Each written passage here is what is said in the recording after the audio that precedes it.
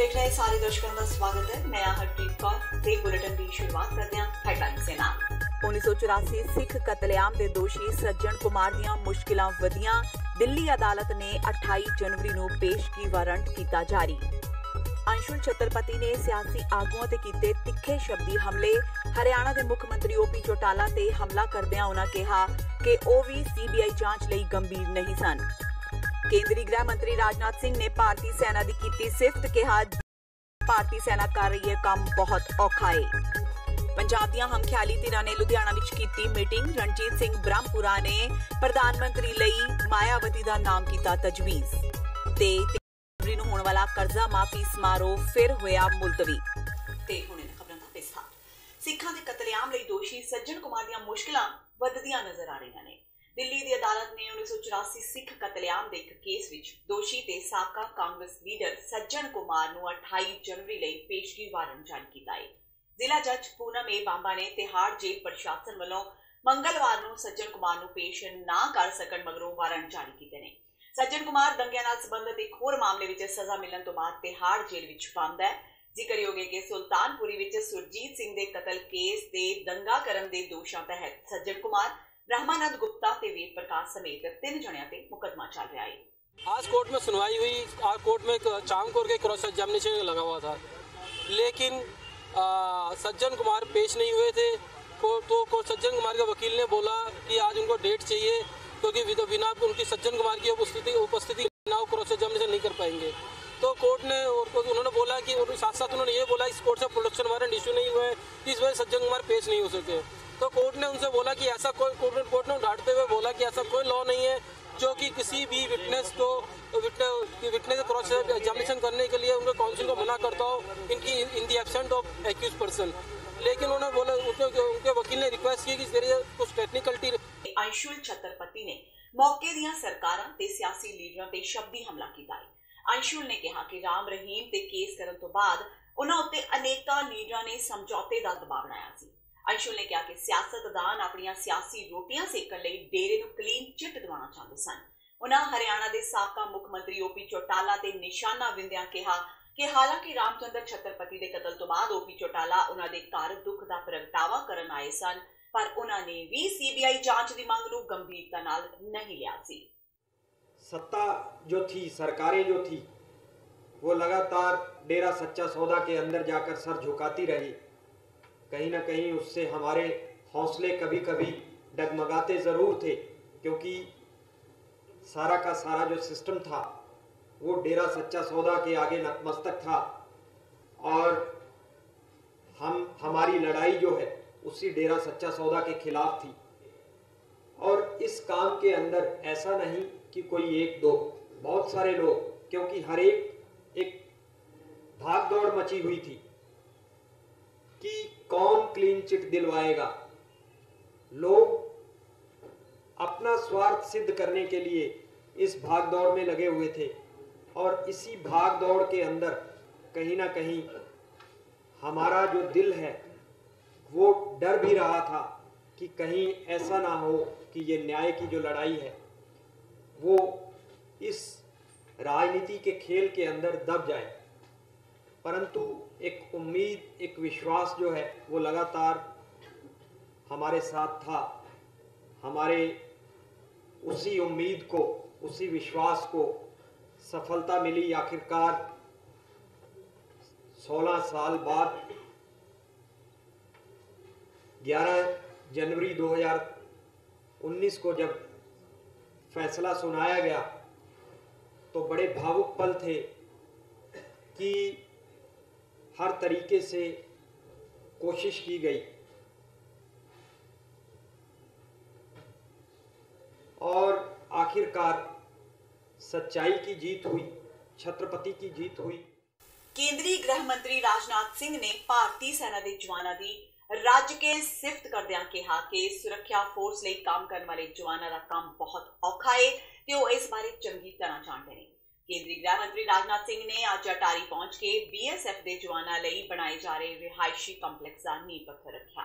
इस मौके राजनाथ सिंह का स्वागत करने लई पंजाब सरकार वालों कैबिनेट मंत्री ओम प्रकाश सोनी ते राज्य सभा मैंबर श्वेत मलिक भी पुजे। राजनाथ सिंह ने संबोधन करदे आख्या कि केंद्र सरकार ने यह फैसला लिया सी कि देश के जिन्ने भी इंटैग्रेटेड चैक पोस्ट ने उन्हां उपर ड्यूटी देने वाले सुरक्षा फोर्स के जवानों लई रिहायशी कंपलैक्स बनाए जाणगे। इस नाल उन्हां दे परिवार भी उन्हां दे कोल रह सकणगे ते उन्हां दा मनोबल भी बनिया रहेगा। उन्हां कहा कि जवानों के परिवार उन्हां दे नेड़े होणगे तां ओह लगन नाल ड्यूटी कर सकणगे। राजनाथ सिंह ने कहा कि अटारी विखे चल रहे इंटैग्रेटेड चैक पोस्ट देश दीआं दूसरियां उसारियां जा रही चैक पोस्टां लई प्रेरणा दा स्रोत ने। उन्हां पाकिस्तान का नाम लए बगैर कहा कि सिर्फ इस गुआढ़ी मुल्क नाल ही नहीं बाकी दूसरे देशों नाल भी व्यापार वधना चाहिए है। क्योंकि यह देश का पहला इंटीग्रेटेड चेक पोस्ट, यह इंटीग्रेटेड चेक पोस्ट हमारे दूसरे जो इंटीग्रेटेड चेक पोस्ट बन रहे हैं, जो नए बन रहे हैं, उनके लिए एक अपने में मिसाल होगा, अपने में के उदाहरण होगा। और मुझे यह जानकर बेहद खुशी हुई कि जितनी भी एजेंसी यहाँ पर काम कर रही हैं, सारी एजेंसी में बहुत ही अच्छा यहाँ पर कोऑर्डिनेशन है। और यदि बेहतर कोऑर्डिनेशन होता है तो स्वाभाविक रूप से उसके परिणाम भी अच्छे आते हैं। और जहां तक बॉर्डर गार्डिंग फोर्स के लिए हाउसिंग कॉम्प्लेक्स का सवाल है, आप सभी जानते हैं कि हमारे देश के जवानों को किन कठिन परिस्थितियों में काम करना पड़ता है। और मैं मानता हूं कि इनका कार्य बहुत ही चुनौतीपूर्ण होता है, चैलेंजिंग होता है, और इनको अपने परिवार से दूर भी रहना पड़ता है। हाउसिंग कॉम्प्लेक्स की सुविधा मिल जाने के कारण स्वाभाविक है उन्हें भी कम से कम इस बात की तसल्ली होगी कि हमारे परिवार के लोग ठीक तरीके से हैं, सही सलामत हैं, बच्चों की पढ़ाई लिखाई ठीक तरीके से चल रही है। जब इस प्रकार की परिस्थिति रहती है तो स्वाभाविक रूप से हमारे जवानों का मनोबल ऊंचा होता है और साथ ही साथ काम करने की उनकी क्षमता भी बढ़ जाती है। पंजाब दीआं हमख्याली धिरां ने अज लुधियाना दे सर्किट हाउस विच आगामी लोक सभा चोणां नूं लैके एक अहम मीटिंग कीती। मीटिंग विच पंजाबी एकता पार्टी के प्रधान सुखपाल खैरा, टकसाली अकाली आगू रणजीत सिंह ब्रह्मपुरा, सेवा सिंह सेखवां, लोक इंसाफ पार्टी के मुखी सिमरजीत सिंह बैंस, बसपा के सूबाई प्रधान रशपाल राजू मौजूद रहे। पत्रकारां नाल गलबात करदे सुखपाल खैरा ने कहा कि सारियां हमख्याली धिरां इकट्ठियां ने ते लोक सभा चोणां भी इकट्ठियां लड़ियां जाणगियां। खैरा ने कहा कि फिलहाल लोक सभा सीटां नूं लैके चर्चा नहीं की गई है ते अगली मीटिंग विच सीटां दी रणनीति विचारी जाएगी। खैरा ने कहा कि हमख्याली धिरां नूं इक्को मंच ते देख के कांग्रेस ते अकाली दल विच भाजड़ पै गई है। उन्होंने कहा कि महागठजोड़ का हिस्सा बनने लई मायावती नाल भी मुलाकात की जाएगी। अगे बोलदे खैरा ने कहा कि अकाली दल दा पंजाब विचों काण हो चुका है ते उन्हां दा मुकाबला सिर्फ कांग्रेस नाल है। कि साडे नाल अज पंजाब डेमोक्रेटिक अलायंस विच एक नवे साथी रले ने ऑफिशियली, वो हन टकसाली अकाली दल। अज वो आए ने, उन्हां नाल जो असीं विचारधारक सांझ पाई आ और मोटे तौर ते सारे इस गल ते एक मुठ सहमत ने कि बादलों ते अमरिंदर सिंह वर्गियां करप्ट पार्टियां ते करप्ट परिवारां तो पंजाब नूं निजात दिवाउणी है, जिन्हां ने साडे सूबे नूं 2.5 लाख करोड़ दा करज़ई बनाता, किसानां नूं आत्म हत्या ते लाता, नौजवानां नूं नशियां ते लाता, बेरोजगार बच्चे लखां दी तादाद विच विदेशां च जाण लग गए ने। ये सारियां उनताइयां नूं खत्म करन वास्ते, पंजाब नूं एक अच्छा चंगा साफ सुथरा बदल देण वास्ते अज असीं ये मीटिंग रखी सीगी। डॉक्टर गांधी अपने सरकारी रुझेवियां करके नहीं आ सके, लगातार साडे नाल टैलीफोन ते कॉन्फ्रेंस दिंदे रहे ने। बहुजन समाज पार्टी, बैंस ब्रदर्स, पंजाबी एकता पार्टी, टकसाली अकाली दल काफ़ी खुले विचार होए ने, खुले दिल दे नाल गल्लां बातां होईयां और सानूं पूर्ण आस आ कि असीं सारे इकट्ठे होके आगामी लोक सभा दे विच एक साफ सुथरा अल्टरनेटिव पैदा करांगे। मेरा ख्याल है कि सही मैंने मैं गल करा तो फाइट जिहड़ी आ गठजोड़ दी वो कांग्रेस नाल होगी। उधर टकसाली अकाली आगू रणजीत सिंह ब्रह्मपुरा भी मीटिंग तो खासे उत्साहित नजर आए। ब्रह्मपुरा ने कहा कि सूबे दीआं समूह विरोधी धिरां एक मंच ते ने ते उम्मीद है कि आम आदमी पार्टी भी मोर्चे का हिस्सा बनेगी। ब्रह्मपुरा ने तां देश के प्रधानमंत्री दे अहुदे वास्ते बसपा सुप्रीमो कुमारी मायावती दे नाम की तजवीज भी पेश कर दी। ये तो 5-7 दिन तक सही मीटिंग कोई रखांगे, रख के ਉਹਦੇ ਵਿੱਚ कोई फैसला करेंगे, बहुत छेती फैसले हो जाएंगे। लेकिन तुम समझो भी गलबात जी बड़ी पॉजिटिव चल रही है। ये कह के गए हैं कि तुसी ये सहमति दी है कि मायावती प्राइम मिनिस्टर होगी, वो बाहर आके बोल के गए। वेखो ये तो तां ही है ना, जे बहुजन समाज पार्टी ना साडा वो पक्के साडे ना आण के गठबंधन शामिल होंदे आ ते फिर की है, फिर असीं उन्हां दीयां गल्लां नहीं वो अजे गल चलदी आ, कोई फाइनल गल हो जाऊगी। लेकिन पक्कियां वर्गी गल तुसीं समझो ਵੀ ਸਾਨੂੰ ਪੱਕੇ ਤੌਰ ਤੇ ਹੀ ਉਹ ਸਾਡੇ ਨਾਲ ਆ, ਲੇਕਿਨ ਫਿਰ ਮਾਇਆਵਤੀ ਤੁਸੀਂ ਪ੍ਰਧਾਨ ਮੰਤਰੀ ਦਾ ਕੈਂਡੀਡੇਟ ਮੰਨਦੇ ਜੋ ਸਾਡੇ ਨਾਲ ਬਹੁਜਨ ਸਮਾਜ ਪਾਰਟੀ ਆਏਗੀ ਤੇ ਮਾਇਆਵਤੀ ਨੂੰ ਅਸੀਂ ਪ੍ਰਧਾਨ ਮੰਤਰੀ, ਸਾਨੂੰ ਕੋਈ ਇੱਛ ਨਹੀਂ। ਸ਼੍ਰੋਮਣੀ ਅਕਾਲੀ ਦਲ ਦੇ ਪ੍ਰਧਾਨ ਤੇ ਸਾਬਕਾ ਉਪ ਮੁੱਖ ਮੰਤਰੀ ਸੁਖਬੀਰ ਸਿੰਘ ਬਾਦਲ ਨੇ ਅੱਜ ਆਪਣੇ ਪਰਿਵਾਰ ਸਮੇਤ ਸ਼੍ਰੀ ਦਰਬਾਰ ਸਾਹਿਬ ਜਾ ਕੇ ਮੱਥਾ ਟੇਕਿਆ, ਜਿੱਥੇ ਉਹਨਾਂ ਵੱਲੋਂ ਰੱਖੇ ਗਏ ਸ਼੍ਰੀ ਅਖੰਡ ਪਾਠ ਸਾਹਿਬ ਦੇ ਪਾਠਾਂ ਦੇ ਭੋਗ ਪਾਏ ਗਏ। ਇਸ ਮੌਕੇ ਪੱਤਰਕਾਰਾਂ ਨਾਲ ਗੱਲਬਾਤ ਕਰਦਿਆਂ ਸੁਖਬੀਰ ਬਾਦਲ ਨੇ ਕੈਪਟਨ ਸਰਕਾਰ ਤੇ ਬਦਲਾਖੋਰੀ ਦੀ ਰਾਜਨੀਤੀ ਕਰਨ ਦੇ ਦੋਸ਼ ਲਗਾਏ। ਉਹਨਾਂ ਕਿਹਾ ਕਿ ਉਹ ਪਿਛਲੇ ਕੁਝ ਸਮੇਂ ਤੋਂ ਕਈ ਹਲਕਿਆਂ ਦਾ ਦੌਰਾ ਕਰ ਰਹੇ ਨੇ, ਜਿਸ ਤੋਂ ਇਹ ਗੱਲ ਸਾਹਮਣੇ ਆਈ ਹੈ ਕਿ ਕਾਂਗਰਸ ਸਰਕਾਰ ਵੱਲੋਂ ਕਈ ਲੋਕਾਂ ਖਿਲਾਫ ਨਾਜਾਇਜ਼ ਤੌਰ ਤੇ ਮਾਮਲੇ ਦਰਜ ਕੀਤੇ ਗਏ ਨੇ। ਸੁਖਬੀਰ ਬਾਦਲ ਨੇ ਦਾਅਵਾ ਕੀਤਾ ਕਿ ਅਜਿਹਾ ਕਰਕੇ ਕਾਂਗਰਸ ਸਰਕਾਰ ਅਕਾਲੀ ਦਲ ਨੂੰ ਕਮਜ਼ੋਰ ਕਰਨਾ ਚਾਹੁੰਦੀ ਹੈ, ਜੋ ਕਦੇ ਵੀ ਨਹੀਂ ਹੋ ਸਕਦਾ। ਉਹਨਾਂ ਪੁਲਿਸ ਅਧਿਕਾਰੀਆਂ ਨੂੰ ਚੇਤਾਵਨੀ ਦਿੰਦਿਆਂ ਕਿਹਾ ਕਿ ਆਪਣੀਆਂ ਹਰਕਤਾਂ ਤੋਂ ਬਾਜ਼ ਆ ਜਾਣ। ਕਾਂਗਰਸ ਸਰਕਾਰ ਨੇ ਇੰਨੇ ਝੂਠੇ ਪਰਚੇ ਕੀਤੇ ਹੈ ਵਰਕਰਾਂ ਦੇ, ਜਿਹੜੇ ਵੀ ਮੈਂ ਹਲਕੇ 'ਚ ਗਿਆ 200 300 ਵਰਕਰ ਆ ਰਹੇ ਜਿਨ੍ਹਾਂ ਤੇ ਉਹਨਾਂ ਦੇ ਬੀਵੀਆਂ ਦੇ ਬਜ਼ੁਰਗ ਮਾਈਆਂ ਤੇ ਝੂਠੇ ਪਰਚੇ ਕੀਤੇ। ਅੱਜ ਜਿਹੜੇ ਝੂਠੇ ਪਰਚੇ ਕਰਨ ਨਾਲ ਆ ਸੋਚਦੀ ਕਾਂਗਰਸ ਕਿ ਅਸੀਂ ਸ਼੍ਰੋਮਣੀ ਅਕਾਲੀ ਦਲ ਦੇ ਵਰਕਰਾਂ ਨੂੰ ਡਰਾ ਦਾਂਗੇ, ਡਿਮੋਰਲਾਈਜ਼ ਕਰ ਦਾਂਗੇ, ਪਰ ਮੈਂ ਦੇਖਿਆ ਕਿ ਜਿੰਨੇ ਝੂਠੇ ਪਰਚੇ ਕੀਤੇ ਉਨੇ ਸਟਰੋਂਗ, ਉਨੇ ਤਕੜੇ ਹੋ ਗਏ ਆ ਵਰਕਰ ਨਿਕਲ ਰਹੇ। ਮੈਂ ਇੱਕ ਗੱਲ ਜ਼ਰੂਰ ਕਹਿਣਾ ਚਾਹੁੰਦਾ ਅਫਸਰ ਸਾਹਿਬਾਨ ਨੂੰ ਕਿ ਆ ਜਿਹੜਾ ਝੂਠੇ ਪਰਚਿਆਂ ਦਾ ਸਿਲਸਿਲਾ ਹੁਣ ਬਹੁਤ ਹੋ ਗਿਆ। ਸਰਕਾਰ ਇਹਨਾਂ ਦੀ ਕੈਪਟਨ ਦੀ ਰਹਿਣੀ ਨਹੀਂ। ਜਦੋਂ ਸਰਕਾਰ ਚੇਂਜ ਹੋਈ ਇਮੀਡੀਏਟਲੀ ਅਸੀਂ ਹਾਈ ਲੈਵਲ ਕਮੇਟੀ ਬਣਾਵਾਂਗੇ ਜਿਹੜੀ ਐਗਜ਼ਾਮਨ ਕਰੂਗੀ ਕਿਹੜੇ ਅਫਸਰਾਂ ਨੇ ਮਿਲ ਕੇ ਝੂਠੇ ਪਰਚੇ ਕੀਤੇ। ਝੂਠਾ ਪਰਚਾ ਬਣਾਉਣਾ ਕਾਨੂੰਨੀ ਗੁਨਾਹ ਹੈ। SHO DSP ਸੋਚ ਲੈਣ, ਜੇ ਉਹ ਭਾਗੀਦਾਰੀ ਹੋਣਗੇ ਝੂਠੇ ਪਰਚਿਆਂ ਦੀ ਫਿਰ ਉਹਨਾਂ ਦੀ ਨੌਕਰੀ ਵੀ ਜਾ ਸਕਦੀ ਹੈ। ਭਗਵੰਤ ਮਾਨ ਦੀ ਸ਼ਰਾਬ ਛੱਡਣ ਦੇ ਐਲਾਨ ਨੂੰ ਸੁਖਬੀਰ ਬਾਦਲ ਗੰਭੀਰਤਾ ਨਾਲ ਨਹੀਂ ਲੈ ਰਹੇ। ਬਰਨਾਲਾ ਦੀ ਰੈਲੀ ਵਿੱਚ ਭਗਵੰਤ ਮਾਨ ਦੀ ਸ਼ਰਾਬ ਛੱਡਣ ਦੀ ਕਸਮ ਤੇ ਸੁਖਬੀਰ ਬਾਦਲ ਨੇ ਤੰਜ ਕੱਸਦਿਆਂ ਕਿਹਾ ਕਿ ਭਗਵੰਤ ਮਾਨ ਹਰ ਇੱਕ ਘੰਟੇ ਬਾਅਦ ਕਸਮ ਖਾਂਦਾ ਏ ਤੇ ਕਸਮਾਂ ਤੋੜ ਦਿੰਦਾ ਏ। ਭਗਵੰਤ ਮਾਨ ਨੇ ਤਾਂ ਪਤਾ ਕਿੰਨਿਆਂ ਦੀ ਸਹੁੰ ਖਾਂਦੀ ਹੈ। ਆਹ ਤਾਂ ਮਤਲਬ ਸਹੁੰ ਰੋਜ਼ ਹੀ ਖਾ ਜਾਂਦਾ, ਘੰਟੇ ਬਾਅਦ ਖਾਂਦਾ। ਸੋ ਇਹਨਾਂ ਦੀ ਕ੍ਰੈਡੀਬਿਲਿਟੀ ਨਹੀਂ ਹੈ। ਲੋਕੀ ਵਿਸ਼ਵਾਸ ਵੀ ਹੁਣ ਤਾਂ ਹੀ ਤੁਸੀਂ ਦੇਖਿਆ ਇਹਨਾਂ ਨੂੰ ਲੋਕੀ ਟਰਸਟ ਹੀ ਕਰਦੇ। ਤੇ ਹੁਣ ਵੇਲਾ ਹੋ ਗਿਆ ਬ੍ਰੇਕ ਦਾ। ਬਾਕੀ ਦੀਆਂ ਖਬਰਾਂ ਇਸ ਬ੍ਰੇਕ ਤੋਂ ਬਾਅਦ।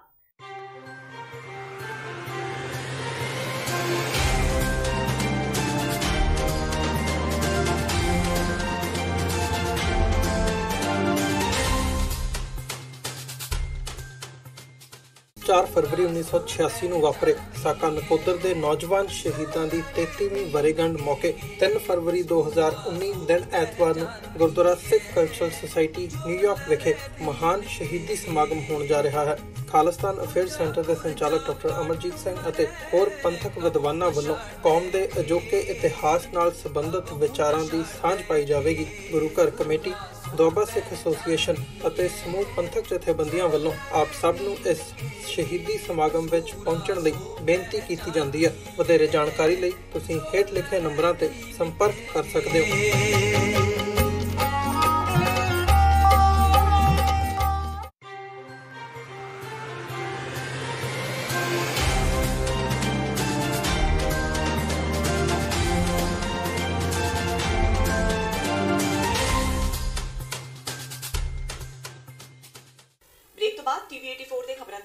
ਸਵਾਗਤ ਹੈ। ਵਧਦੇ ਹਾਂ ਅਗਲੀ ਖਬਰ ਵੱਲ। ਪੰਜਾਬ ਦੇ ਮੁੱਖ ਮੰਤਰੀ ਕੈਪਟਨ ਅਮਰਿੰਦਰ ਸਿੰਘ ਵੱਲੋਂ ਕਿਸਾਨਾਂ ਲਈ ਮਹਿਰਾਜ ਵਿਖੇ 23 ਜਨਵਰੀ ਨੂੰ ਰੱਖਿਆ ਗਿਆ ਕਰਜ਼ਾ ਮਾਫੀ ਸਮਾਰੋਹ ਫਿਰ ਮੁਲਤਵੀ ਕਰ ਦਿੱਤਾ ਗਿਆ ਹੈ। ਸਰਕਾਰੀ ਸੂਤਰਾਂ ਮੁਤਾਬਕ ਇਸ ਦਾ ਕਾਰਨ ਖਰਾਬ ਮੌਸਮ ਦੱਸਿਆ ਜਾ ਰਿਹਾ ਹੈ। ਦੱਸ ਦੇਈਏ ਕਿ ਇਸ ਸਮਾਰੋਹ ਦੀ ਸ਼ੁਰੂਆਤ ਬਠਿੰਡਾ ਦੇ ਨੇੜਲੇ ਪਿੰਡ ਮਹਿਰਾਜ ਤੋਂ ਪਹਿਲਾਂ 22 ਜਨਵਰੀ ਨੂੰ ਕੀਤੀ ਜਾਣੀ ਸੀ, ਪਰ ਇਸ ਨੂੰ 23 ਜਨਵਰੀ ਤੇ ਪਾ ਦਿੱਤਾ ਗਿਆ। ਹੁਣ ਇਹ ਸਮਾਰੋਹ ਗਣਤੰਤਰ ਦਿਵਸ ਮਤਲਬ ਕਿ 26 ਜਨਵਰੀ ਤੋਂ ਬਾਅਦ ਹੀ ਕਿਸੇ ਸਮੇਂ ਰੱਖਿਆ ਜਾਵੇਗਾ। ਇਸ ਬਾਰੇ ਬਠਿੰਡਾ ਦੇ ਡਿਪਟੀ ਕਮਿਸ਼ਨਰ ਪਰਨੀਤ IAS ਨੇ ਦੱਸਿਆ ਕਿ ਜਿਹੜੇ ਛੋਟੇ ਕਿਸਾਨਾਂ ਨੇ ਸਹਿਕਾਰੀ ਬੈਂਕਾਂ ਤੋਂ ਪਹਿਲਾਂ ਕਰਜ਼ੇ ਲਏ ਹੋਏ ਨੇ, ਉਹਨਾਂ ਦੇ ਕਰਜ਼ੇ ਮਾਫੀ ਦੇ ਚੈੱਕ ਹੁਣ ਗਣਤੰਤਰ ਦਿਵਸ ਦੇ ਜਸ਼ਨਾਂ ਤੋਂ ਬਾਅਦ ਵੰਡੇ ਜਾਣਗੇ। ਸਿੱਖ ਪ੍ਰਚਾਰਕ ਰਣਜੀਤ ਸਿੰਘ ਢੱਡਰੀਆਂਵਾਲੇ ਨੂੰ ਹਾਈ ਕੋਰਟ ਤੋਂ ਰਾਹਤ ਮਿਲੀ ਹੈ। ਅਦਾਲਤ ਦੇ ਦਖਲ ਮਗਰੋਂ ਢੱਡਰੀਆਂਵਾਲੇ ਨੂੰ ਸਰਕਾਰੀ ਸੁਰੱਖਿਆ ਵਾਪਸ ਮਿਲ ਗਈ ਹੈ। ਢੱਡਰੀਆਂਵਾਲੇ ਨੇ ਆਪਣੀ ਸਰਕਾਰੀ ਸੁਰੱਖਿਆ ਨੂੰ ਲੈ ਕੇ ਪੰਜਾਬ ਹਰਿਆਣਾ ਹਾਈ ਕੋਰਟ ਵਿੱਚ ਅਰਜ਼ੀ ਪਾਈ ਸੀ। ਇਸ ਤੇ ਕੋਰਟ ਨੇ ਫੈਸਲਾ ਸੁਣਾਉਂਦਿਆਂ ਢੱਡਰੀਆਂਵਾਲੇ ਨੂੰ ਰਾਹਤ ਦਿੱਤੀ ਹੈ। ਹੁਣ ਉਹਨਾਂ ਨੂੰ ਮੁੜ ਸੂਬਾ ਸਰਕਾਰ ਵੱਲੋਂ ਸੁਰੱਖਿਆ ਮੁਹੱਈਆ ਕਰਵਾਉਣੀ ਹੋਏਗੀ। ਪ੍ਰਚਾਰਕ ਰਣਜੀਤ ਸਿੰਘ ਢੱਡਰੀਆਂ ਵਾਲੇ ਤੇ ਸਾਲ 2016 ਵਿੱਚ ਜਾਨਲੇਵਾ ਹਮਲਾ ਹੋਇਆ ਸੀ। ਇਸ ਵਿੱਚ ਇੱਕ ਵਿਅਕਤੀ ਦੀ ਮੌਤ ਹੋ ਗਈ ਸੀ। ਢੱਡਰੀਆਂ ਵਾਲੇ ਨੂੰ ਇਸ ਹਮਲੇ ਤੋਂ ਬਾਅਦ ਸੁਰੱਖਿਆ ਮੁਹੱਈਆ ਕਰਵਾਈ ਗਈ ਸੀ, ਪਰ ਬਾਅਦ ਵਿੱਚ ਪੰਜਾਬ ਸਰਕਾਰ ਨੇ ਢੱਡਰੀਆਂ ਵਾਲੇ ਨਾਲ ਸੁਰੱਖਿਆ ਘਟਾ ਦਿੱਤੀ ਸੀ। ਸਰਕਾਰ ਨੇ ਅੱਜ ਅਦਾਲਤ ਵਿੱਚ ਦੱਸਿਆ ਕਿ ਉਹਨਾਂ ਨੂੰ ਮੁੜ ਤੋਂ ਸੁਰੱਖਿਆ ਦਿੱਤੀ ਜਾਵੇਗੀ। ਇਸ ਦੇ ਨਾਲ ਹੀ ਅਦਾਲਤ ਨੇ ਪੰਜਾਬ ਦੇ ਸਾਰੇ ਬਾਬਿਆਂ ਦੀ ਸੁਰੱਖਿਆ ਨੂੰ ਰਿਵਿਊ ਕਰਨ ਦੇ ਆਦੇਸ਼ ਦਿੱਤੇ ਨੇ। ਹਾਈ ਕੋਰਟ ਨੇ ਸਰਕਾਰ ਨੂੰ ਸੁਰੱਖਿਆ ਰਿਵਿਊ ਕਰਕੇ ਰਿਪੋਰਟ ਦਾਖਲ ਕਰਨ ਦਾ ਹੁਕਮ ਦਿੱਤਾ ਹੈ। ਰਿਵਿਊ ਰਿਪੋਰਟ ਮਗਰੋਂ ਪਤਾ ਲੱਗੇਗਾ ਕਿ ਕਿਸ ਦੀ ਸੁਰੱਖਿਆ ਵਿੱਚ ਕਟੌਤੀ ਹੁੰਦੀ ਹੈ ਤੇ ਕਿਸ ਦੀ ਨਹੀਂ। ਪਟੀਸ਼ਨਰ ਦੇ ਵਕੀਲ ਨੇ ਹਾਈ ਕੋਰਟ ਨੂੰ ਕਿਹਾ ਕਿ ਕਈ ਬਾਬਿਆਂ ਤੇ ਸੰਤਾਂ ਨੂੰ 100 ਤੋਂ ਲੈ ਕੇ 200 ਤੱਕ ਸੁਰੱਖਿਆ ਮੁਲਾਜ਼ਮ ਦਿੱਤੇ ਹੋਏ ਨੇ। ਦਲ ਖਾਲਸਾ ਵੱਲੋਂ 26 ਜਨਵਰੀ ਨੂੰ ਤਿਰੰਗਾ ਨਾ ਲਹਿਰਾਉਣ ਦਾ ਐਲਾਨ ਕੀਤਾ ਗਿਆ ਹੈ। ਅੱਜ ਫਿਰੋਜ਼ਪੁਰ ਵਿਖੇ ਦਲ ਖਾਲਸਾ ਤੇ ਏਕਨੂਰ ਖਾਲਸਾ ਵੱਲੋਂ ਗਣਤੰਤਰ ਦਿਵਸ ਦਾ ਬਾਈਕਾਟ ਕਰਨ ਦਾ ਐਲਾਨ ਕੀਤਾ ਗਿਆ। ਅੱਜ ਦਲ ਖਾਲਸਾ ਦੇ ਬੁਲਾਰੇ ਕਮਲਪਾਲ ਸਿੰਘ ਨੇ ਇੱਕ ਪ੍ਰੈਸ ਕਾਨਫਰੰਸ ਕਰ 26 ਜਨਵਰੀ ਦੇ ਦਿਨ ਭਾਰਤ ਸਰਕਾਰ ਤੇ ਸੰਯੁਕਤ ਰਾਸ਼ਟਰ ਤੋਂ ਸਵੈ ਨਿਰਣੇ ਅਧਿਕਾਰਾਂ ਦੀ ਮੰਗ ਕਰਨ ਦੀ ਘੋਸ਼ਣਾ ਕੀਤੀ। ਦਲ ਖਾਲਸਾ ਦੇ ਬੁਲਾਰੇ ਕਮਲਪਾਲ ਸਿੰਘ ਨੇ ਕਿਹਾ ਕਿ ਭਾਰਤ ਸਰਕਾਰ ਸਿੱਖਾਂ ਦੀਆਂ ਮੰਗਾਂ ਨੂੰ ਜਾਣ ਬੁੱਝ ਕੇ ਅਣਗੌਲਿਆਂ ਕਰ ਰਹੀ ਹੈ। ਉਹਨਾਂ ਦੱਸਿਆ ਕਿ ਉਹ 26 ਜਨਵਰੀ ਦੇ ਦਿਨ ਹੁਸ਼ਿਆਰਪੁਰ, ਲੁਧਿਆਣਾ ਤੇ ਜ਼ੀਰਾ ਵਿੱਚ ਰੋਸ ਮਾਰਚ ਕਰਨਗੇ। ਦੱਸ ਦਈਏ ਕਿ ਦਲ ਖਾਲਸਾ ਵੱਲੋਂ ਪਿਛਲੇ 15 ਸਾਲਾਂ ਤੋਂ ਲਗਾਤਾਰ 26 ਜਨਵਰੀ ਤੇ 15 ਅਗਸਤ ਦੇ ਦਿਨ ਦਾ ਬਾਈਕਾਟ ਕੀਤਾ ਜਾ ਰਿਹਾ ਹੈ। ਜਦੋਂ ਭਾਰਤੀ ਗਣਤੰਤਰ ਦਿਵਸ ਮਨਾਇਆ ਜਾਂਦਾ ਹੈ ਉਸ ਦਿਨ ਉਸ ਦੇ ਸਮਾਨਾਂਤਰ ਪੰਜਾਬ ਦੇ 3 ਸ਼ਹਿਰਾਂ ਲੁਧਿਆਣਾ, ਹੁਸ਼ਿਆਰਪੁਰ ਅਤੇ ਜ਼ੀਰਾ ਵਿਖੇ ਮਾਰਚ ਕੱਢੇ ਜਾਣਗੇ। ਇਹ ਮਾਰਚ ਸਵੈ ਨਿਰਣੇ ਦੇ ਹੱਕ ਦੀ ਪ੍ਰਾਪਤੀ ਲਈ ਮਾਰਚ ਕੱਢੇ ਜਾਣਗੇ ਅਤੇ ਜਿਹੜੇ ਸਾਡੇ ਵੀਰ ਬਹੁਤ ਲੰਮੇ ਸਮੇਂ ਤੋਂ ਜੇਲ੍ਹਾਂ ਵਿੱਚ ਬੰਦ ਹਨ, ਜਿਨ੍ਹਾਂ ਦੀਆਂ ਸਜ਼ਾਵਾਂ ਵੀ ਪੂਰੀਆਂ ਹੋ ਚੁੱਕੀਆਂ ਹਨ, ਜਿਨ੍ਹਾਂ ਨੂੰ ਹਿੰਦੁਸਤਾਨ ਛੱਡ ਨਹੀਂ ਰਿਹਾ, ਉਹਨਾਂ ਦੀ ਰਿਹਾਈ ਦਾ ਹੋਕਾ ਦੇਣ ਲਈ ਅਤੇ ਬਹਿਬਲ ਕਲਾਂ ਗੋਲੀकांड ਦੇ ਵਿੱਚ ਜਿਹੜੇ 2 ਸਿੰਘ ਸ਼ਹੀਦ ਹੋਏ ਸੀ ਉਹਦੇ ਜਿਹੜੇ ਮੁੱਖ ਦੋਸ਼ੀ ਸੀਗੇ ਐਕਸ ਡੀਜੀਪੀ ਸਮੇਤ ਸਿੰਘ ਸੈਣੀ ਅਤੇ ਐਸਐਸਪੀ ਸ਼ਰਮਾ, ਉਹਨਾਂ ਦੀ ਗ੍ਰਿਫਤਾਰੀ ਦੀ ਮੰਗ ਨੂੰ ਲੈ ਕੇ ਇਹ ਮਾਰਚ ਕੱਢੇ ਜਾਣਗੇ ਅਤੇ ਬਾਕੀ ਜਿਹੜੀਆਂ ਕੌਮਾਂ ਸਵੈ ਨਿਰਣੇ ਦੇ ਹੱਕ ਦੀ ਪ੍ਰਾਪਤੀ ਲਈ ਲੜ ਰਹੀਆਂ ਨੇ ਆਪਣੇ ਆਪਣੇ ਖਿੱਤਿਆਂ ਦੇ ਵਿੱਚ, ਉਹਨਾਂ ਦੇ ਨਾਲ ਇਕਜੁੱਟਤਾ ਪ੍ਰਗਟਾਉਣ ਲਈ ਇਹ ਮਾਰਚ ਕੱਢੇ ਜਾਣਗੇ। ਆਮ ਆਦਮੀ ਪਾਰਟੀ ਦੇ ਵਿਧਾਇਕ ਅਮਨ ਅਰੋੜਾ ਵੱਲੋਂ ਵਿਧਾਨ ਸਭਾ ਦੀ ਕਾਰਵਾਈ ਲਾਈਵ ਕਰਨ ਸੰਬੰਧੀ ਪਾਈ ਗਈ ਪਟੀਸ਼ਨ ਤੇ ਹਾਈ ਕੋਰਟ ਨੇ ਇਸ ਮਾਮਲੇ ਤੇ ਵਿਧਾਨ ਸਭਾ ਦੇ ਸਪੀਕਰ ਨੂੰ ਜਲਦ ਕੋਈ ਫੈਸਲਾ ਲੈਣ ਦੇ ਹੁਕਮ ਜਾਰੀ ਕੀਤੇ ਨੇ। ਇਸ ਦੇ ਨਾਲ ਹੀ ਹਾਈ ਕੋਰਟ ਨੇ ਅਮਨ ਅਰੋੜਾ ਨੂੰ ਕਿਹਾ ਹੈ ਕਿ ਉਹ ਇਸ ਸੰਬੰਧੀ ਸਪੀਕਰ ਸਾਹਮਣੇ ਆਪਣੀ ਗੱਲ ਰੱਖਣ। ਉਧਰ ਅਮਨ ਅਰੋੜਾ ਦਾ ਕਹਿਣਾ ਹੈ ਕਿ ਇਸ ਬਾਬਤ ਉਹ ਕਈ ਵਾਰ ਸਪੀਕਰ ਨਾਲ ਗੱਲਬਾਤ ਕਰ ਚੁੱਕੇ ਨੇ। ਜਦੋਂ ਉਹਨਾਂ ਦੀ ਸੁਣਵਾਈ ਨਹੀਂ ਹੋਈ ਤਾਂ ਉਹ ਹਾਈ ਕੋਰਟ ਵਿੱਚ ਪਟੀਸ਼ਨ ਦਾਇਰ ਕਰਨ ਪਹੁੰਚੇ। ਹਾਈ ਕੋਰਟ ਦੇ ਡਬਲ ਬੈਂਚ ਵੱਲੋਂ ਸੁਣਾਏ ਗਏ ਫੈਸਲੇ ਵਿੱਚ ਇਹ ਵੀ ਕਿਹਾ ਗਿਆ ਹੈ ਕਿ ਜੇਕਰ ਇਸ ਮਾਮਲੇ ਦਾ ਨਿਪਟਾਰਾ ਨਹੀਂ ਹੁੰਦਾ ਤਾਂ ਉਹ ਦੁਬਾਰਾ ਹਾਈ ਕੋਰਟ ਜਾਂ ਫਿਰ ਸੁਪਰੀਮ ਕੋਰਟ ਦਾ ਰੁਖ ਕਰ ਸਕਦੇ ਨੇ। ਹਾਈ ਕੋਰਟ ਨੇ ਡਬਲ ਬੈਂਚ ਨੇ ਅੱਜ ਡਿਸਪੋਜ਼ ਆਫ ਕੀਤਾ ਔਰ ਸਪੀਕਰ ਨੂੰ ਡਾਇਰੈਕਸ਼ਨਸ ਦਿੱਤੀਆਂ ਨੇ ਕਿ ਜਲਦ ਤੋਂ ਜਲਦ ਤੁਸੀਂ ਇਸ ਪਟੀਸ਼ਨ ਦੇ ਉੱਪਰ ਫੈਸਲਾ ਕਰੋ ਔਰ ਜੇ ਇਨ ਕੇਸ ਉਹ ਫੈਸਲਾ ਸਾਡੇ ਮੁਤਾਬਿਕ ਨਹੀਂ ਕਰਦੇ ਹੈਗੇ ਤੇ ਸਾਨੂੰ ਲਿਬਰਟੀ ਦਿੱਤੀ ਹੈ ਕਿ ਅਸੀਂ ਦੁਬਾਰਾ ਅਪਰੋਚ ਹਾਈ ਕੋਰਟ ਨੂੰ ਜਾਂ ਸੁਪਰੀਮ ਕੋਰਟ ਨੂੰ ਕਰ ਸਕਦੇ ਹਾਂ। ਮੈਂ ਸਮਝਦਾ ਕਿ ਪੰਜਾਬ ਦੇ ਲੋਕਾਂ ਦੇ ਟੈਕਸਾਂ ਤੋਂ ਅਸੀਂ ਐਮਐਲਏ, ਮੰਤਰੀ, ਸੀਐਮ ਜਿਹੜੇ ਹੈਗੇ, ਸਾਨੂੰ ਤਨਖਾਹਾਂ ਨੇ ਜਿਹੜੀਆਂ, ਭੱਤੇ ਨੇ ਜਿਹੜੀਆਂ ਲੋਕਾਂ ਦੇ ਟੈਕਸਾਂ ਤੋਂ ਮਿਲਦੀਆਂ ਨੇ। ਸਾਨੂੰ ਲੋਕ ਵੋਟ ਪਾ ਕੇ ਇੱਥੇ ਮਸਲੇ ਚੱਕਣ ਲਈ ਤੇ ਮਸਲੇ ਹੱਲ ਕਰਨ ਦੇ ਲਈ ਭੇਜਦੇ ਨੇ, ਪਰ ਪਰਦੇ ਪਾ ਰੱਖੇ ਨੇ, ਲੁਕੋ ਕੇ ਅੰਦਰ ਬੈਠਦੇ ਨੇ। ਜੇ ਲਾਈਵ ਚੱਲੂਗਾ, ਲਾਈਵ ਟੈਲੀਕਾਸਟ ਹੋਊਗਾ ਤੇ ਪੰਜਾਬ ਦੇ ਲੋਕਾਂ ਦਾ ਹੱਕ ਬਣਦਾ ਜਦੋਂ ਅਸੀਂ ਉਹਨਾਂ ਦੇ ਦਿੱਤੇ ਹੋਏ ਪੈਸਿਆਂ ਦੀ ਤਨਖਾਹ ਲੈਂਦੇ ਆ ਤੇ ਕਿਉਂ ਨਾ ਹੱਕ ਮਿਲੇ ਉਹਨਾਂ ਨੂੰ, ਕਿ ਉਹ ਸਾਡੀ ਕਾਰਗੁਜ਼ਾਰੀ ਅਸੀਂ ਉਹਨਾਂ ਦੇ ਮਸਲੇ ਮੁੱਦੇ ਚੱਕਦੇ ਹਾਂ ਕਿ ਨਹੀਂ ਚੱਕਦੇ ਹੈਗੇ। ਦੋਨੋਂ ਪਾਰਲੀਮੈਂਟ ਹਾਊਸਿਸ, ਲੋਕ ਸਭਾ, ਰਾਜ ਸਭਾ, ਉਹ ਲਾਈਵ ਹੈ। 7 ਸਟੇਟਸ ਨੇ ਹਿੰਦੁਸਤਾਨ ਦੀਆਂ ਜਿਹੜੀਆਂ ਲਾਈਵ ਪ੍ਰੋਸੀਡਿੰਗਸ ਕਰਦੇ। ਫਿਰ ਪੰਜਾਬ ਦੇ ਲੋਕਾਂ ਨੂੰ ਕਿਉਂ ਹਨੇਰੇ ਦੇ ਵਿੱਚ ਰੱਖਿਆ ਜਾਂਦਾ? ਵਿਆਹ ਵਾਲੇ ਵੇੜੇ ਦੀਆਂ ਖੁਸ਼ੀਆਂ ਗਮੀਆਂ ਵਿੱਚ ਤਬਦੀਲ ਹੋ ਗਈਆਂ। ਅੰਮ੍ਰਿਤਸਰ ਦੇ ਚਿੰਤਪੁਰਨੀ ਚੌਂਕ ਵਿੱਚ ਘੋੜੀ ਤੇ ਚੜੇ ਹੋਏ ਲਾੜੇ ਨੂੰ ਕਿਸੇ ਵੱਲੋਂ ਗੋਲੀ ਮਾਰ ਦੇਣ ਦੀ ਖਬਰ ਹੈ। ਦਰਅਸਲ ਲਾੜਾ ਰਾਜੀਵ ਕੁਮਾਰ ਵਿਆਹ ਵਾਲੇ ਦਿਨ ਘੋੜੀ ਤੇ ਸਵਾਰ ਸੀ ਤਾਂ ਅਚਾਨਕ ਉਸ ਨੂੰ ਗੋਲੀ ਵੱਜ ਗਈ। ਹਾਲਾਂਕਿ ਗੋਲੀ ਚਲਾਉਣ ਵਾਲੇ ਨੌਜਵਾਨਾਂ ਦੀ ਅਜੇ ਤੱਕ ਪਛਾਣ ਨਹੀਂ ਹੋ ਸਕੀ। ਗੋਲੀ ਲੱਗਣ ਤੋਂ ਬਾਅਦ ਰਾਜੀਵ ਨੂੰ ਤੁਰੰਤ ਹਸਪਤਾਲ ਲਿਜਾਇਆ ਗਿਆ, ਜਿੱਥੇ ਡਾਕਟਰਾਂ ਨੇ ਉਸ ਨੂੰ ਖਤਰੇ ਤੋਂ ਬਾਹਰ ਦੱਸਿਆ ਹੈ। ਰਾਜੀਵ ਦੇ ਭਰਾ ਨੇ ਦੱਸਿਆ ਕਿ 3 ਨੌਜਵਾਨ ਆਏ ਤੇ ਫਾਇਰਿੰਗ ਕਰ ਦਿੱਤੀ ਤੇ ਇੱਕ ਫਾਇਰ ਸਿੱਧਾ ਰਾਜੀਵ ਨੂੰ ਜਾ ਕੇ ਲੱਗਾ। ਗੋਲੀ ਚਲਾਉਣ ਤੋਂ ਬਾਅਦ ਹਮਲਾਵਰ ਮੌਕੇ ਤੋਂ ਫਰਾਰ ਹੋ ਗਏ ਤੇ ਘਰ ਵਾਲਿਆਂ ਨੂੰ ਗੋਲੀ ਚਲਾਉਣ ਵਾਲੇ ਨੌਜਵਾਨਾਂ ਦੀ ਪਛਾਣ ਨਹੀਂ ਹੋਈ। ਰਾਜੀਵ ਦੇ ਪਰਿਵਾਰਕ ਮੈਂਬਰਾਂ ਮੁਤਾਬਕ ਉਹਨਾਂ ਦੀ ਕਿਸੇ ਨਾਲ ਕੋਈ ਰੰਜਿਸ਼ ਨਹੀਂ ਹੈ ਤੇ ਨਾ ਹੀ ਕਿਸੇ ਨਾਲ ਦੁਸ਼ਮਣੀ ਹੈ। ਉਧਰ ਪੁਲਿਸ ਦੇ ਆਲਾ ਅਧਿਕਾਰੀ ਨੇ ਕਿਹਾ ਕਿ ਉਹ ਮੌਕੇ ਵਾਲੀ ਥਾਂ ਪਹੁੰਚ ਕੇ ਤਫਤੀਸ਼ ਕਰ ਰਹੇ ਨੇ। ਜਲਦੀ ਹੀ ਗੋਲੀ ਚਲਾਉਣ ਵਾਲਿਆਂ ਤੇ ਕਾਰਵਾਈ ਕੀਤੀ ਜਾਵੇਗੀ। ਕੋਈ ਹੀ ਬਰਾਤ ਲੈ ਕੇ ਨਿਕਲੇ ਆ ਤੇ 10 ਕਦਮ ਤੇ ਅਸੀਂ ਮਹਿਰਾਂ ਦੇ ਬਿਆਰ ਦੇ ਚੌਂਕ ਦੇ ਚੁਰਾਹੇ ਦੇ ਉੱਤੇ ਸਾਹਮਣੇ ਪਾਸਾ ਜਿਹੜਾ ਹੈਗਾ ਉਹ ਮੋਹ ਦੀ ਗਲੀ ਮਿਲਦੀ, ਇੱਧਰਲਾ ਜਿਹੜਾ ਪਾਸਾ ਹੈਗਾ ਬਾਹਰ ਨਿਕਲਦਾ ਹਰਿਆਣਾ ਵਾਲਾ। ਅਸੀਂ ਹਲੇ ਬਰਾਤ ਦੀ ਲੈ ਕੇ ਬੋਰੀਆ ਲਾਉਣਾ ਸੀ ਕਿ ਉਦੋਂ ਦੀ ਕਟਾਕੰਸੀ ਦਾ 3 ਬੰਦੇ ਆਏ, ਉਹਨਾਂ ਨੇ ਯਕਦਮ ਫਾਇਰ ਕੀਤਾ ਤੇ ਇਸ ਬੰਦੇ ਦੀ ਗੱਲ ਕੀਤੀ ਹੈ। ਉੱਤਰ ਭਾਰਤ ਵਿੱਚ ਪੈ ਰਹੇ ਮੀਂਹ ਨਾਲ ਪਾਰਾ ਡਿੱਗ ਗਿਆ ਹੈ, ਪਰ ਪਿਛਲੇ 2 ਦਿਨਾਂ ਤੋਂ ਪੈ ਰਹੇ ਮੀਂਹ ਕਾਰਨ ਕਿਸਾਨਾਂ ਦੇ ਚਿਹਰੇ ਖਿੜ ਗਏ ਨੇ। ਇਸ ਮੀਂਹ ਕਾਰਨ ਕਿਸਾਨਾਂ ਨੂੰ ਫਸਲ ਦਾ ਝਾੜ ਵਧੀਆ ਮਿਲਣ ਦੇ ਆਸਾਰ ਲੱਗ ਰਹੇ ਨੇ। ਹਾਲਾਂਕਿ ਕੁਝ ਕਿਸਾਨ ਇਸ ਮੀਂਹ ਤੋਂ ਪਰੇਸ਼ਾਨ ਵੀ ਨੇ ਤੇ ਉਹਨਾਂ ਦਾ ਮੰਨਣਾ ਹੈ ਕਿ ਇਹ ਮੀਂਹ ਫਸਲਾਂ ਲਈ ਨੁਕਸਾਨਦੇਹ ਹੋ ਸਕਦਾ ਹੈ, ਜਦਕਿ ਵਧੇਰੇ ਕਿਸਾਨਾਂ ਦਾ ਕਹਿਣਾ ਹੈ ਕਿ ਕਣਕ ਦੀ ਫਸਲ ਲਈ ਇਹ ਮੌਸਮ ਕਾਫੀ ਲਾਭਦਾਇਕ ਹੈ। ਮੌਸਮ ਬਹੁਤ ਵਧੀਆ ਹੋ ਗਿਆ, ਸਿਹਤ ਵਾਸਤੇ ਬਹੁਤ ਵਧੀਆ ਮੌਸਮ ਹੈ। ਇਹਦੇ ਵਿੱਚ ਬਿਮਾਰੀਆਂ ਲੋਕਾਂ ਦੀਆਂ ਦੂਰ ਹੋ ਗਈਆਂ। ਕਿਸਾਨਾਂ ਵਾਸਤੇ ਬਹੁਤ ਵਧੀਆ ਮੌਸਮ ਹੈ, ਉਹਨਾਂ ਦੀ ਫਸਲ ਨਾਲ ਬਹੁਤ ਵਧੀਆ ਵਾ। ਠੰਡ 'ਚ ਬਹੁਤ ਜ਼ਿਆਦਾ ਫਰਕ ਪੈ ਗਿਆ, ਠੰਡ ਘਟ ਗਈ ਅੱਗੇ ਨਾਲ, ਉਹਦੇ ਨਾਲ ਠੀਕ ਹੋ ਗਿਆ ਮੌਸਮ ਬਹੁਤ ਵਧੀਆ ਹੋ ਗਿਆ। ਕੋਰਾ ਠੀਕ ਹੈ, ਕੋਰੇ ਦਾ ਹੁਣ ਨਹੀਂ ਕੋਰਾ ਪਏਗਾ, ਕਾਫੀ ਰਾਤ ਮਿਲ ਗਈ ਹੈ। ਨਹੀਂ ਪੈਜੇ ਥੋੜੀ ਬਹੁਤੀ ਪੈਜੇ ਚੰਗਾ ਹੈ। ਹੋਈ ਹੈ ਤਬਦੀਲੀ ਆਈ ਹੈ ਜੀ, ਮੌਸਮ ਦੀ ਕਾਫੀ ਆਈ ਹੈ ਤੇ ਨੁਕਸਾਨ ਹੈ। ਦਿਹਾੜੀ ਟੱਪੇ ਵਾਲੇ ਬੰਦੇ ਅਸੀਂ ਹੈਗੇ ਆ ਤੇ ਸਾਲਾ ਵੀ 200-400 ਰੁਪਏ ਦਿਹਾੜੀ ਸਾਡੀ ਭੱਜ ਗਈ, ਕੱਲ ਵੀ ਭੱਜ ਗਈ ਆ, ਅੱਜ ਵੀ ਭੱਜ ਗਈ ਆ। ਅੱਜ ਵੀ ਦੁਕਾਨ ਤੋਂ ਆ ਗਏ ਦਿਹਾੜੀ ਟੱਪੇ ਕਰਨ ਵਾਲੇ ਹੈਗੇ ਬੰਦੇ ਹੈਗੇ ਅਸੀਂ, ਕੋਈ 200-400 ਕਮਾਉਣ ਵਾਲੇ। ਕੋਰੇ ਦਾ ਤਾਂ ਫਰਕ ਪੈ ਗਿਆ, ਬਾਰਿਸ਼ ਨਾਲ ਤੇ ਕੋਰੇ ਦਾ ਫਰਕ ਪਿਆ। ਮੌਸਮ ਵੀ ਥੋੜਾ ਜਿਹਾ ਚੇਂਜ ਨਾ ਹੋ ਗਿਆ, ਫਰਕ ਪੈ ਜਾਏਗਾ ਮੌਸਮ ਦਾ, ਬਿਮਾਰੀ ਦਾ ਵੀ ਥੋੜਾ ਫਰਕ ਪਿਆ। ਭਾਵੇਂ ਕਿ ਕੈਪਟਨ ਸਰਕਾਰ ਵੱਲੋਂ ਇਹ ਦਾਅਵਾ ਕੀਤਾ ਜਾ ਰਿਹਾ ਹੈ ਕਿ ਪੰਜਾਬ ਨਸ਼ਾ ਮੁਕਤ ਹੋ ਚੁੱਕਾ ਹੈ, ਪਰ ਫਿਰ ਵੀ ਪੰਜਾਬ ਦੇ ਕਈ ਇਲਾਕਿਆਂ ਤੋਂ ਨਸ਼ਾ ਫੜੇ ਜਾਣ ਦੀਆਂ ਖਬਰਾਂ ਸਾਹਮਣੇ ਆ ਰਹੀਆਂ ਨੇ। ਤਾਜ਼ਾ ਮਾਮਲਾ ਮੋਗਾ ਦੇ ਕੋਲ ਪੈਂਦੇ ਪਿੰਡ ਬੱਦੂਵਾਲ ਤੋਂ ਸਾਹਮਣੇ ਆਇਆ ਹੈ, ਜਿੱਥੇ ਨਾਰਕੋਟਿਕਸ ਪੁਲਿਸ ਵੱਲੋਂ 150 ਕਿਲੋ ਚੂਰਾ ਪੋਸਟ ਬਰਾਮਦ ਕੀਤੀ ਗਈ। ਪੁਲਿਸ ਮੁਤਾਬਕ ਦੋਸ਼ੀ ਪਾਲ ਸਿੰਘ ਇਸ ਪੋਸਟ ਨੂੰ ਵੇਚਣ ਦੀ ਫਿਰਾਕ ਵਿੱਚ ਸੀ, ਪਰ ਸੂਚਨਾ ਮਿਲਦਿਆਂ ਹੀ ਪੁਲਿਸ ਨੇ ਤੁਰੰਤ ਹਰਕਤ ਵਿੱਚ ਆਉਂਦਿਆਂ ਦੋਸ਼ੀ ਨੂੰ ਗ੍ਰਿਫਤਾਰ ਕਰ ਲਿਆ ਹੈ। 33 ਕਿਲੋ ਦੀਆਂ ਟੋਟਲ 1.5 ਕੁਇੰਟਲ ਬੱਡੂਵਾਲੇ ਦੇ ਨਹਿਰ ਦੇ ਪਟੜੀ ਤੇ ਰੱਖ ਕੇ ਇਹਦਾ ਜਿਹੜਾ ਪਾਲ ਸਿੰਘ ਉਹ ਬੈਠਾ ਸੀਗਾ ਤੇ ਸਾਡੇ ਕੋਲ ਮੁਖਬਰੀ ਸੀ ਕਿ ਇਹਦਾ ਜਿਹੜਾ ਪਾਲ ਸਿੰਘ ਹੈ ਤੇ ਇਹਦਾ ਲੜਕਾ ਮਨਜਿੰਦਰ ਸਿੰਘ ਉਰਫ ਮਨੀ ਬੱਡੂਵਾਲ ਪਿੰਡ ਦੇ ਰਹਿਣ ਵਾਲੇ ਨੇ।